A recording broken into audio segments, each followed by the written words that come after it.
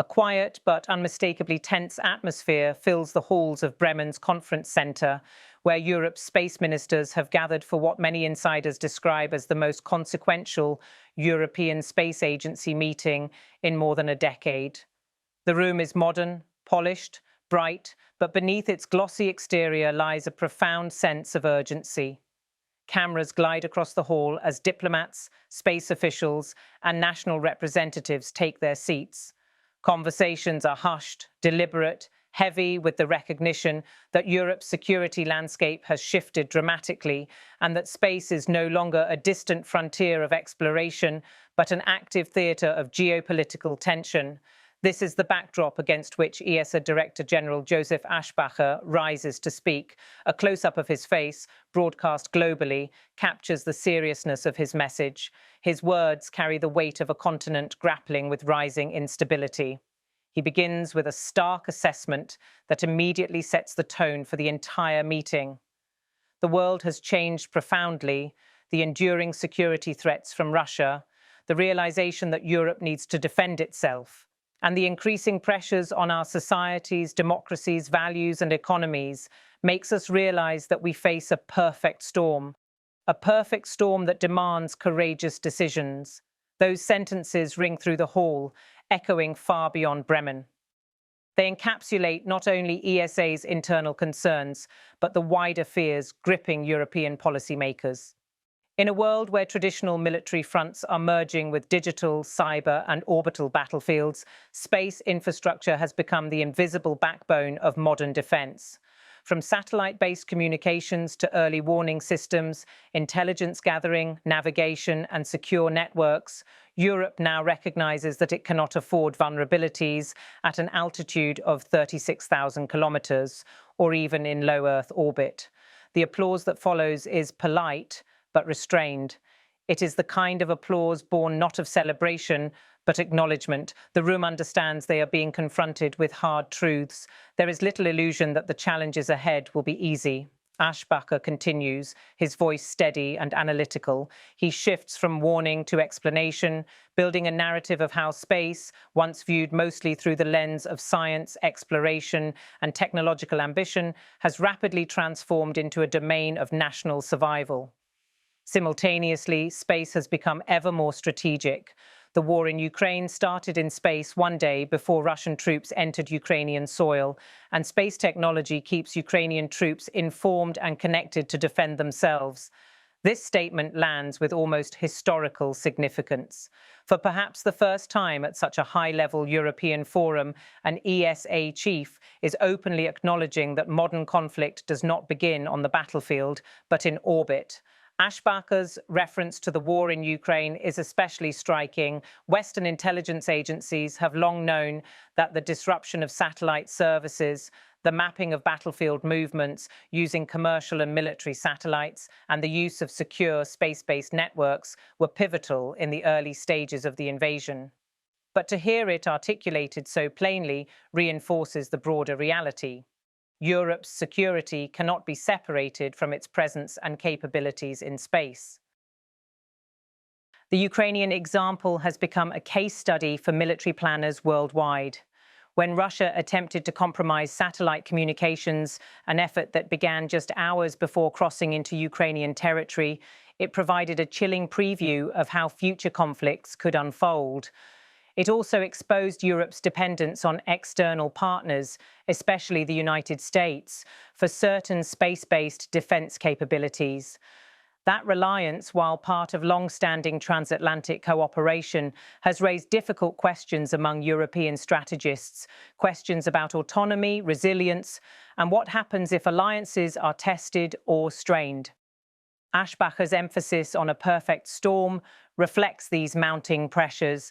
Russia's actions, China's rapid expansion in space capabilities, Iran's growing missile and satellite ambitions, and the accelerating commercialization of space all converge into a scenario where Europe must redefine its space posture, not only for exploration, but for survival. Just as the audience absorbs Aschbacher's words, the tone shifts as Andrius Kubilius, European Commissioner for Defence and Space, takes the floor. A longtime advocate for European unity and strategic coordination, Kubilius has been outspoken about Europe's need to treat space as a priority equal to defence, climate resilience, and digital transformation. His message in Bremen is both visionary and urgent. In a world which looks more scattered and divided by the day, unity must be Europe's key word. Space is fast-growing and inspired. Space can truly elevate Europe's future. The future belongs to space, and who controls space controls the future. This declaration transforms the conversation from risk to opportunity. If Aschbacher outlined the storm, Kubilius maps out the horizon beyond it. His statement that who controls space controls the future is neither dramatic nor exaggerated. It reflects the consensus among global strategists. Space superiority will define military dominance, economic competitiveness, and diplomatic leverage in the decades ahead. The commissioners and ministers in attendance understand this well.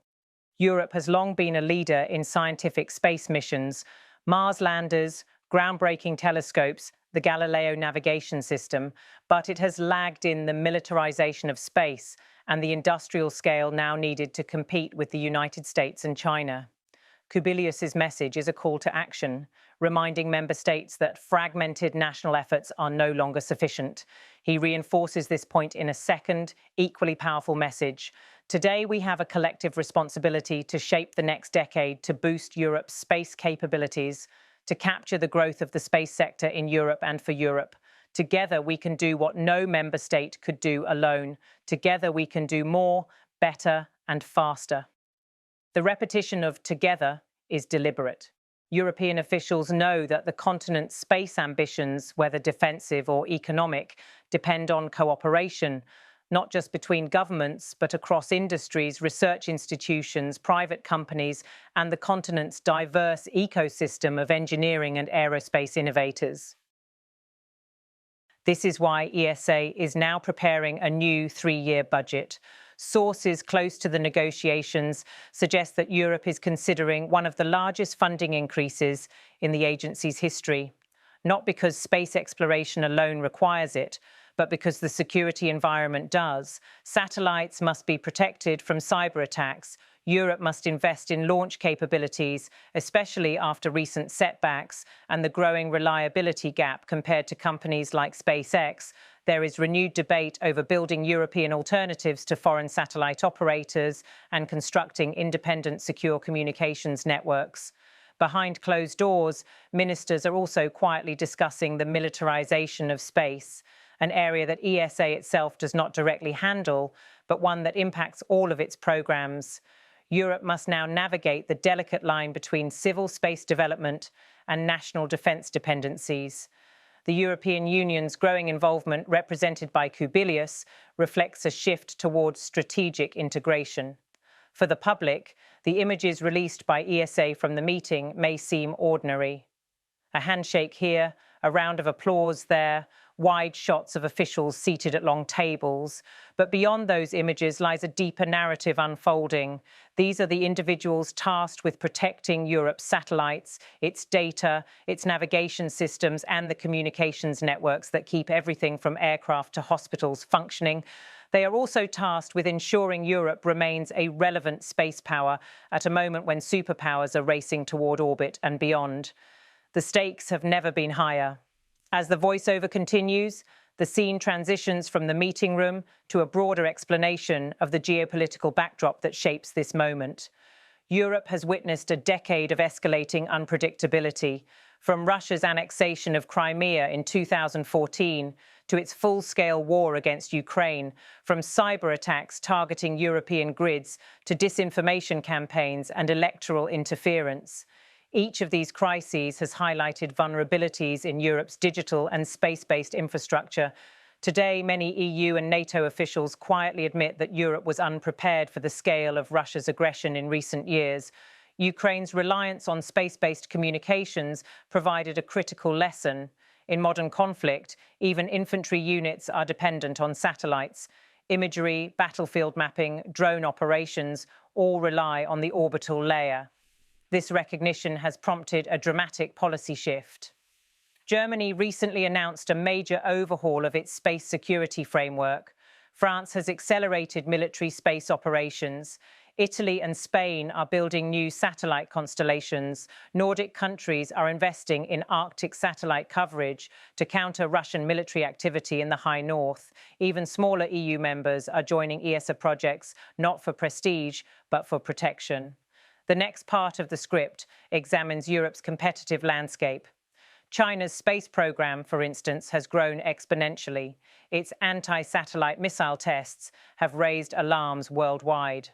Beijing's plans for lunar resource extraction and its growing cooperation with Russia have pushed Europe to re-evaluate its position. Meanwhile, the United States continues to dominate the sector with the Space Force, billions in military space funding, and a booming commercial industry. Europe now risks falling behind unless it acts decisively. Returning to the voiceover, the script highlights how the war in Ukraine has heightened the sense of urgency. Satellite imagery played a central role in documenting Russian atrocities. Communications satellites kept government structures operational despite attacks. Commercial companies like Starlink became crucial to Ukraine's resistance. This has sparked discussions within Europe about building its own resilient equivalent, a secure network not easily disrupted or controlled by external powers. The voiceover expands on the perfect storm concept.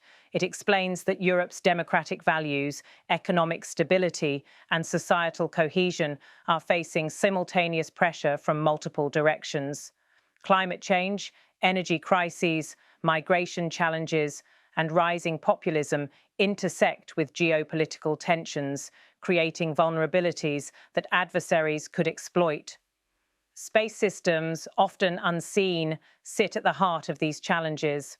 The narrative then returns to Bremen, where the ministers now deliberate on budget priorities. Should Europe invest more in planetary defense? Should it prioritize launch independence? Should ESA collaborate more with private European companies to accelerate innovation? And how can it secure funding when national governments already face economic strain? These questions underscore Kubilius's point. Europe cannot afford fragmentation.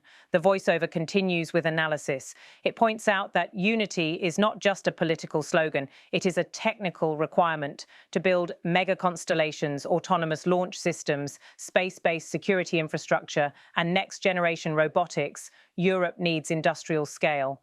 It cannot rely solely on national programs, each too small to compete globally. The continent must channel its collective economic power into shared space ambitions. The narrative takes a more philosophical turn as it contrasts Europe's traditional view of space with the new reality. Europe's early missions, Rosetta, the ExoMars program, Gaia, were built on scientific curiosity and international cooperation. Those values remain, but the motivations driving space investment have broadened. The continent is now forced to see space not only as a domain for knowledge, but as contested territory that affects ground-level security. As the script reaches the midpoint, the tone becomes more reflective. It reassures viewers that while the challenges are immense, Europe also holds immense potential. ESA has some of the world's best scientists, engineers, and research institutions. European industry is capable of high-precision satellite manufacturing, advanced navigation systems, and breakthrough technologies. The challenge is not talent, but strategy. Returning again to Aschbacher and Kubilius, the script analyzes how their statements shape Europe's path forward. Aschbacher's warning is a call for urgency. Kubilius's message is a call for unity and ambition. Together, they form the philosophical foundation of Europe's next space era, one defined by security, resilience, innovation, and strategic purpose. The voiceover then explores how Europe is increasingly framing space as public infrastructure, akin to roads, energy grids, and digital networks. Just as the continent built the European Union to ensure prosperity and peace, it must now build a European space architecture that guarantees security and independence. In the final third of the script, the voiceover dives deeper into the implications of who controls space, controls the future. It explains that satellites determine economic competitiveness through global communications, data transfer, logistics, and banking networks. They influence climate monitoring, disaster response, agriculture, and science. Control over space also means control over intelligence, early warning systems, and the high ground advantage in defense. This is why space is no longer a chapter of Europe's future. It is the foundation of it. As the script moves toward its conclusion, the narrative circles back to Bremen. Delegates gather their documents, discussions shift to private rooms, and negotiations continue late into the evening. The applause from earlier lingers faintly in the memory of those who heard Aschbacher's words. Kubilius's call for unity echoes in the hallways. The voiceover closes by reinforcing the stakes. Europe stands at a crossroads. One path leads to fragmentation, decline, and dependence. The other leads to strength, innovation, and a secure future, one built not only on Earth but in orbit, where the continent's ambitions must now rise to meet the challenges of a new era. The meeting in Bremen is not just another ministerial gathering, it is a moment of reckoning, a warning, and perhaps the beginning of a new European space age, one where courageous decisions, as Aschbacher put it, will determine whether Europe can weather the perfect storm or be swept away by it.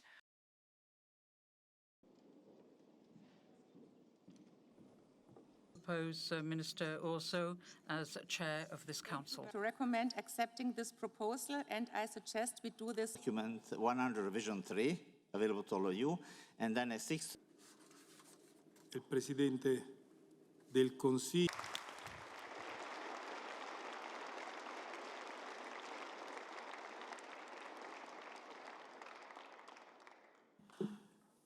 Ringrazio il direttore. Still in 2022, the world has changed profoundly.